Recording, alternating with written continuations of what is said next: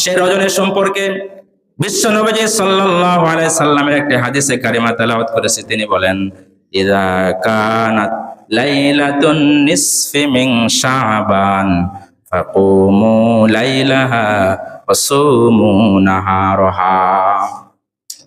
ইযা কানাত লাইলাতুন নিসফি, ইযা কানাত লাইলাতুন নিসফি মিন শাবান, নিসফি মিন শাবান, নিসফি মানে অর্ধেক, মিন শাবান শাবানের অর্ধেক যাওয়ার পরে একটা রজনী আছে, বলেন সুবহানাল্লাহ। সে রজনীতে তোমরা কি করবে?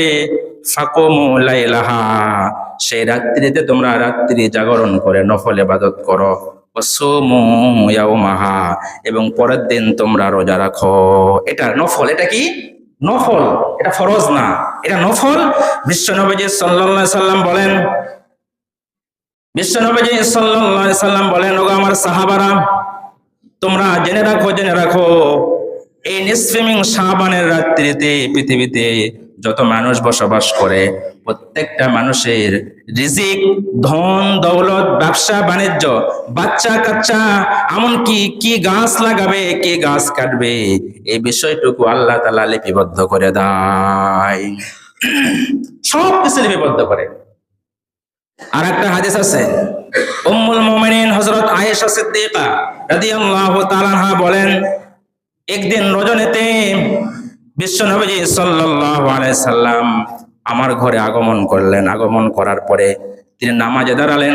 নামাজের মধ্যে এত বড় সূরা দিয়ে নামাজ পড়লেন, কোরআনুল কারীম তেলাওয়াত করে যখন রুকুতে গেলেন, সিজদায় গেলেন, সিজদাতে যাওয়ার পরে তিনি দীর্ঘ সময় সিজদা করতেছেন আর ওঠে না। আমি আয়েশা মনে করেছি আল্লাহর রাসূল সম্ভবত ইন্তেকাল গ্রহণ করেছে। আমি তখন, আয়েশা তখন ছোট ছিল, আমি তখন আয়েশা যাওয়ার পরে বিশ্বনবী সাল্লাল্লাহু আলাইহি সাল্লামের পায়ের মধ্যে চিমটি কেটেছি, তিনি পা লড়াইছেন। সুবহানাল্লাহ বলবেন না? পা লড়ানোর পরে আয়েশা নিশ্চিত হলো যে আল্লাহর রাসূল ইন্তেকাল করেননি, মারা যান নাই, তিনি আবার শুয়ে পড়ছেন।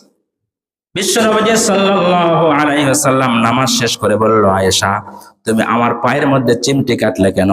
তিনি বললেন, ইয়া রাসূলুল্লাহ, আমি ভেবেছি আপনি মনে হয় নামাজের মধ্যে মারা গিয়েছেন।